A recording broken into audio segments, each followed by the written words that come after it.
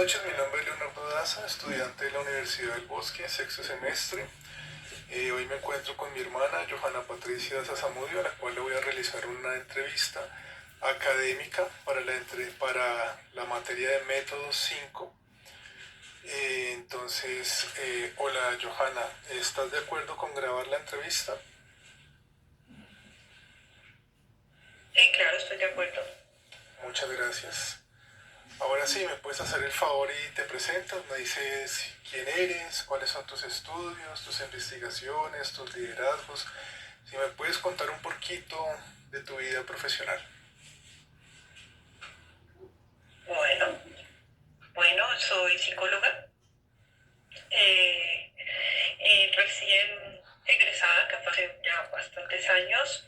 Yo me dediqué a la parte de bienestar organizacional y aunque es bastante interesante y, no sé, amplía muchas perspectivas que es la persona dentro de la organización y cómo solamente la organización, siempre me gustó más la parte social y clínica de, del individuo y de la comunidad. Y de ahí, en lo que más me he enfocado o he trabajado, en lo que más he tenido experiencia es en la parte de evaluación, en el área de educación y en el área social. O sea, que eso quiere decir que tienes Bueno, experiencia parte clara con la de salud. educación es como Quiere decir que tienes clara experiencia con la con la salud que pública. Con la salud sí, pública. sobre todo en el área de educación, porque sí, donde más he tenido experiencia ha sido he trabajado en programas de gobierno y a través de ese programa pude llegar a educación, a organizaciones, a barrios y comunidades indígenas también. ¿Podrías describirme tu trayectoria relacionada con la prevención de tratamientos del VIH? ¿Conoces de tratamientos? ¿Sabes de qué se trata la enfermedad? ¿Has tenido algún contacto con la prevención? Con la prevención del VIH, sí, la verdad lo tuve desde temprana edad, pero más por el lado personal. Y también lo tuve ya como profesional en temas de prevención en salud pública, en programas del Estado que llegaban al área de educación y al área de organizaciones, con el tema de la salud física, la salud mental, la prevención en el área de salud sexual y reproductiva, en el área para adolescentes y también para adultos y para padres de familia, es decir, en la comunidad, los hijos. Muy interesante. Desde tu experiencia, ¿cuál es la situación actual que observas en la consulta o en campo de acción respecto a los jóvenes entre 18 y 25 años? Con respecto a las enfermedades como el VIH, Sí, señora. a ver, yo pues considero mejor que en la consulta los jóvenes están muy aturdidos con el tema de quiénes son y cuál es su aporte y su rol dentro de la sociedad. Digo, aturdidos en el tema de que no saben a qué tienen que seguirse, a lo que ellos consideran que deben ser leales a quienes se sienten como con ellos mismos o a lo que dictan las masas, a lo que dice la sociedad que debe. Con respecto, me he encontrado con muchos jóvenes, con la mayoría de jóvenes, en prácticas sociales y también sexuales con las que muchas veces no están de acuerdo, no comparten, pero lo hacen porque su círculo cercano lo hace y no quieren ser aislados. Ok. Pues nosotros hemos visto esto como un problema en este momento de salud pública, ¿no? Eh, Desde la clase, nosotros lo que intentamos es como identificar, precisamente la clase trata solo salud pública, qué es una enfermedad de salud pública o cómo debemos tratarla y cómo manejarla, ¿no? Con esto quiere decir que en este grupo que hemos Ajá. identificado entre los 18 y los 25 años, ¿sí? Entre el 2022 y el 2025, ¿considera usted que sea un desafío prioritario para la ciudad?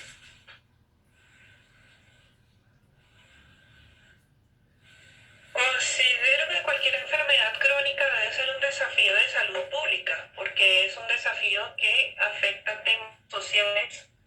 económicos, hasta políticos, que tocan hasta la religiosidad de las personas y su espiritualidad, ¿no? Entonces marcan muchos temas de desconocimiento, de teorías, que disparan para cualquier para cualquier aspecto de la sociedad. El caso del VIH, de lo que era el SIDA, eh, bueno, yo creo que eso es un hito social, ¿no? Hasta una película muy fuerte tuvo, cuando esto era visto como que le daba a los engendros, casi como lo pintaban en la película, se me Sí, acaba de olvidar. Eh, pero bueno, cuando se decía que solamente le daban a los homosexuales y se describía que le daba solamente a esos degenerados, porque eran las palabras que se usaban en la época. Y nada, lo único era como un leproso en estos tiempos modernos, más o menos, que había que aislarlo y no tenía derecho como a ser ayudado porque se lo había buscado prácticamente. Entonces yo creo que al ser una enfermedad, como cualquier enfermedad crónica, lo repito, que afecta temas económicos, sociales, psicológicos y de todo, es bastante importante que debe ser abordado desde todas las aristas y no solamente desde si es VIH o no. Y debe ser visto como que tiene un origen en la conducta, eh, solamente por ser o consecuencia de un comportamiento u otro, sino porque también arrastra muchos temas que no se hablan. Por ejemplo, en el tema del VIH, se desconectó esto, no se habla del sufrimiento de la persona o del sufrimiento de una familia o de que sea una persona. ¿Cuál es su primera impresión al recibir el diagnóstico? ¿Qué acompañamiento se le ofrece en la primera consulta? Sí, solamente se habla de un rótulo, pero no más, porque no ha sido completamente aceptado. Si fuera como el cáncer, no es igual decir, es que no sé quién tiene cáncer, ay, pobrecito. Al contrario, no sé quién tiene VIH, eso le pasa porque es que era terrible. Sí, y ahí hay una gran diferencia de aceptación y de cómo te da el paciente. Y por ese mismo estereotipo social, cómo se siente el paciente cuando recibe el diagnóstico. No puedo decir un 100%, pero me imagino que sí hay un porcentaje alto que se siente así. así es, como vemos lamentablemente en Colombia, en Bogotá, sigue siendo lo que tú dices, una estigmatización total. Hay un bloqueo con respecto Ujú. al entendimiento, ¿no? Entonces, en tu análisis, ¿cuáles son los principales determinantes sociales? Como lo estamos viendo, pues uno es la estigmatización, la educación o barreras, ¿no? ¿Qué crees que está impulsando este aumento?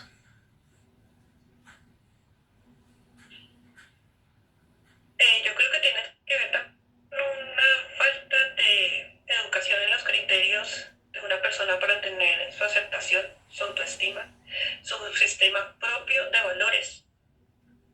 Sí, puede que no coincida generalmente con el del hogar, porque no hay muchas casas donde también se imparten son los antivalores, pero tiene que ver con un tema del cuidado de sí mismo, ¿no? Con un tema de poder prever las consecuencias de mis actos, de ir más allá de la identidad grupal, sino de quedarse un poco en la identidad social, que últimamente, de la identidad individual, perdón, que es la que poco se apoya últimamente. Las redes sociales no lo citan, no incitan en su mayoría a ser tú mismo, sino sé como este grupo, como este segmento y no estás mal. Da lo mismo que sea el segmento, pero siempre incitan a que se pierda esa parte individual. Tiene que ver más con ese, pues sí, política se va con ejército, ¿no? Entonces, mediante eso, muchas personas que solamente crecen frente a la pantalla y ese es su único apoyo, hay tanta información ahí que tampoco saben por quién irse. Entonces se quedan solamente donde les ponen atención, donde se sienten medianamente escuchados. Y puede que en uno de estos grupos lo lleven, como te comentaba, que conozco yo muchos jóvenes, a, a practicar actos o a participar de prácticas que ni siquiera les interesa, que nunca les llamaron la atención, pero es más importante pertenecer a algún grupo que sentirse solos o no ser raros. Claro, sentido de pertenencia. ¿Qué opinas del papel que juegan las causas próximas Claro, como la asintomatología y la baja percepción del riesgo? Como esto de aquí, a mí no me va a pasar, ¿sí? En la propagación del virus. la baja percepción del riesgo es una característica de los adolescentes, de cualquier adolescente, por el mismo sentido de inmortalidad que da ese sentido de pertenencia del grupo, ¿no? Eso yo creo que, bueno, estamos hablando solo del VIH, pero es aplicable, por ejemplo, a los jóvenes que consumen alcohol o que consumen una droga. Vamos a subirnos al carro a manejar así, porque yo así manejo mejor y a nosotros no nos va a pasar nada.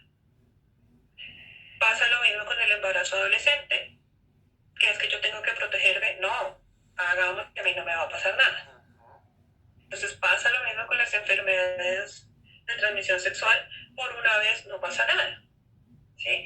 Entonces, ese sentido, en la baja percepción del riesgo, también está visto como un bajo nivel de involucramiento del joven con su familia o con su entorno social. ¿Por qué? Porque como sea, siempre va a haber un medio de comunicación, siempre hay un tema de comunicación, llámese el papá, colegio, la señora que se para en la alcaldía a repartir folletos de llame a este número si tiene preguntas de salud sexual o reproductiva, el programa que fue al colegio, ¿sí? Pero lo complicado del adolescente es que el adolescente de ahora no es como el de antes, que el de antes a nosotros ese tipo de información nos asustaba, ¿no? Ojo con probar, no sé, el bazuco, porque eso te puede matar. Qué miedo. En cambio ahora es, vean que el bazuco lo puede matar. A ver, muestre. Ay, no, no me mato. A ver usted, inténtelo usted. Sí, eso es lo que pasa ahora. Entonces, lo difícil ahora es que uno se retroalimentaba con su compañerito al lado, con su vecinito, con los niños del... Ahora, en 15 segundos se retroalimenta con 15 millones de niños de todo el mundo.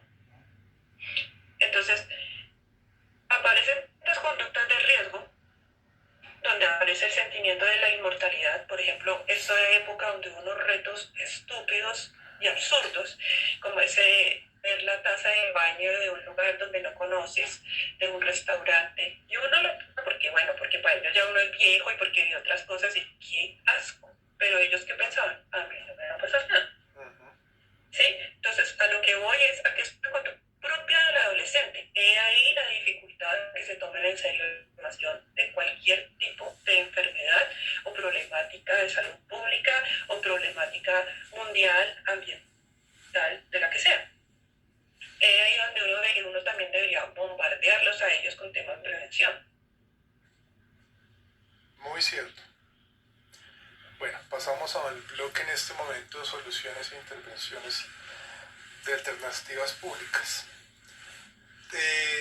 Desde tu profesión y de todo tu involucramiento, ¿sabes qué está haciendo actualmente el Estado o las organizaciones no gubernamentales para abordar este incremento en jóvenes bogotanos? Sí, hay un bombardeo de información desde las edades más tempranas, desde los niños de los 9 años y en los colegios, en las instituciones educativas. También hay una formación para los padres de familia. Como ya lo había comentado, el problema con eso es que se organizan charlas, no sé, talleres, lo que sea, para cómo hablar con los hijos sobre salud sexual, sobre salud reproductiva, sobre embarazo adolescente, sobre todo eso, género, identidad, que es un tema que ahora convoca desde también tan pequeños. Y siempre van los niños, que son los que en la casa ya están involucrados con los niños. ¿Sí? Entonces, es ahí que sí hay un nodo de llegada. En las empresas también lo hay, en los colegios, en las universidades, en las organizaciones. Yo creo que el Estado dispone personal y dispone de los programas y de la información para hacerlo. Lo que pasa es que a veces es más fácil para la gente hacerse el loco ante la problemática que pensar. Y lo mismo, el bajo involucramiento de decir, ¿yo para qué voy si a mi hijo nunca le va a dar? Si a mí nunca me va a pasar. Han habido casos de tanta mujer que ha sido contagiada por un esposo infiel del cual nunca es confiada o la situación inversa también, del esposo que nunca desconfió de su esposa y aparece contagiado, o de madre a hijo en el embarazo sin saber que estaba contagiada. Sí, entonces, un tema de salud pública, ahí sí es cierto, es pública, no le podemos echar la culpa solo al Estado. También la sociedad en esta brecha o en este bache, a mí no me va a pasar o yo no quiero saber, tiene mucho que ver. Por último, la información también es un arma que uno tiene para decir, espera un momento, porque yo algo escuché, no lo tengo muy claro, pero puedo profundizar en la información. Pero no considero que el Estado se haga loco ante el tema. Pero tampoco no los veo no veo a la gente evangelizando como se paraban antes en las esquinas con un parlante y un micrófono, hablando que la palabra de Dios y hacer lo mismo, pues la gente ya no escucha. Desafortunadamente la gente ahora solamente es que ve, cree a través de la pantalla. El problema es que de una sola cosa hay 5.000 versiones. Entonces, tendría que haber métodos como más novedosos, yo creo, de hacer que la información sea más impactante, porque eso es lo que le gusta a la gente, cuando la cosa se ve morbosa, verdosa y asquerosa, ¿no? Como, por ejemplo, como las ventas de los cigarrillos, cuando dice que el cigarrillo mata y aparece es una persona medio muerta, pero igual uno va leyendo la cartilla mientras fuma el cigarrillo, ¿no? Entonces, si eso es de primera fuente, no pueden hacerse el loco y decir que una política pública para eso, pero tampoco como sociedad no elegimos la información. Sí, claro. Con estos enfoques y todos estos instrumentos, tú tienes toda la razón. Con toda esta información que tienes y que me estás brindando, ¿qué crees tú que se debería implementar? ¿Qué debería haber de mejora para ver una detección temprana y una reducción aún más concreta del estigma?